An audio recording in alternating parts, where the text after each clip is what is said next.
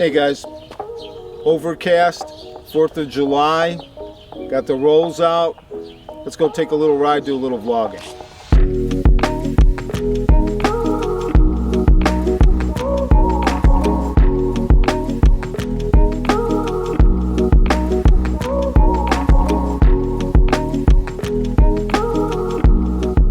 So taking a little cruise in the rolls, actually very comfortable.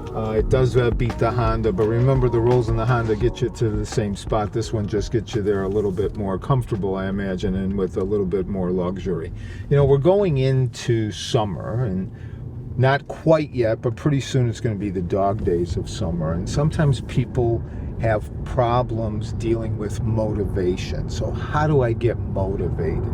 And you know, if you wait for motivation to do something, chances are you're going to be waiting for a very long time. Because what people get wrong is motivation doesn't come first.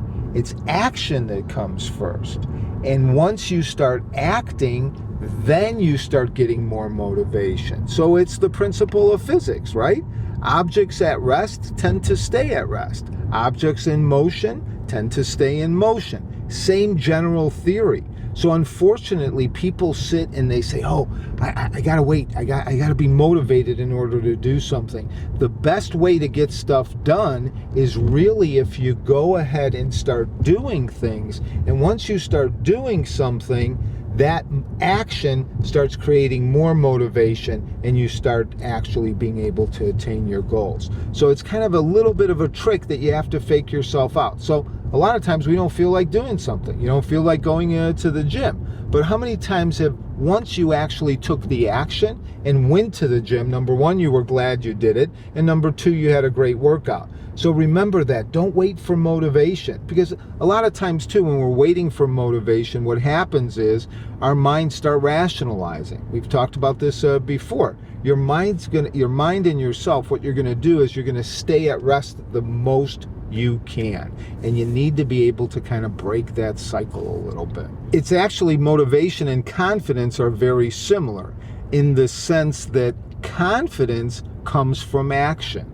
So once you start doing something, you then get more confident. And confidence is nothing more than keeping promises to yourself. You tell yourself you're going to do something, you go out and you do it, and you start building confidence. So both motivation and confidence, the key is action. And we talk about this all the time. You could go ahead and read 1,000 books on a subject. That's knowledge. But that knowledge is just stored. It's potential. Unless you actually do something with that knowledge, that's when you start moving towards your goals. So again, knowledge, they say, is power, but in reality, you'll hear people say knowledge is potential power because it's the action of that knowledge that's going to move you towards your goals.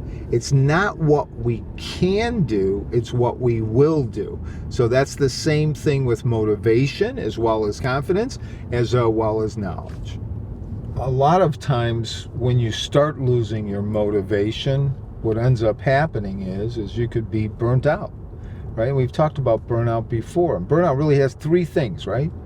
It comes from chronic stress. And the definition by the World Health Organization, and don't panic, there won't be a quiz later, but in 2019 they said, hey, listen, burnout comes from an occupational hazard where chronic stress is not dealt with properly. And then there's three types of symptomatology that you get from burnout. Number one, extreme exhaustion. That's physical and emotional exhaustion, right? So it's not the kind of exhaustion where you take a nap and all of a sudden you feel better. It's that no matter what you do, just you feel mentally drained and you feel physically drained. That's one symptom. Next symptom is you end up being cynical, or everything is negative.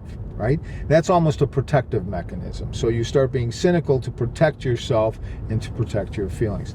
The third piece is that you have lack of efficacy. And what lack of efficacy means is you feel like no matter what you do isn't going to matter. So that's where the motivation piece comes in. So if you actually have burnout, you do lose your motivation from that perspective because you're looking at it and saying, hey, listen, I don't care what I'm going to do. I've tried all these things. Nothing seems to work.